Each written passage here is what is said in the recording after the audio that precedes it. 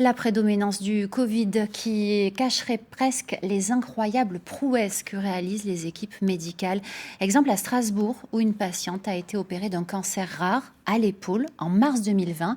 Plusieurs chirurgiens ont collaboré pour retirer la tumeur et dans le même temps implanter une prothèse à cette femme. Aujourd'hui, Viviane Vetter a retrouvé une vie quasi normale. Noémie Gachy, Philippe Dezante.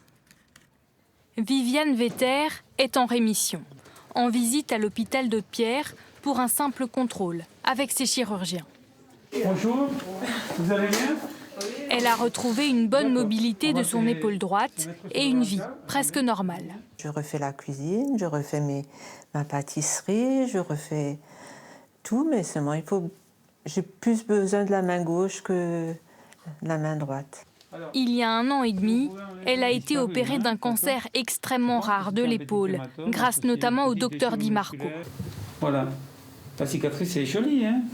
Elle est bien, elle est propre. Il a expérimenté une technique difficile, une première au CHU de Strasbourg. L'omoplate était envahi à plus de 60%, c'est-à-dire qu'il ne nous donnait aucune autre alternative qu'enlever l'omoplate complètement et une partie de l'articulation. La tumeur doit être enlevée complètement, sans la toucher, sans la morceler, pour éviter la propagation des métastases. Immédiatement après l'ablation de la tumeur, ces 2 chirurgiens ont reconstruit l'épaule de Viviane Vetter. Une performance et une difficulté inédite pour eux, là aussi, 6 heures d'opération au total. Ou c'était carrément enlever le bras, ou la prothèse.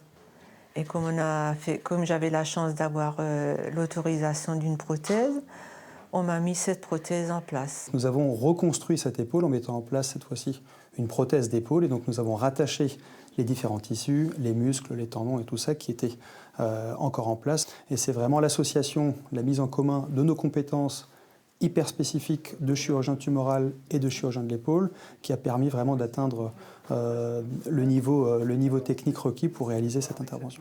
Viviane Vetter continue la rééducation pour apprendre à vivre de mieux en mieux avec cette prothèse qu'elle apprécie au quotidien.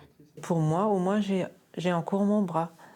Je peux encore me servir de mon bras droit. S'il me l'aurait enlevé, je pourrais plus rien faire.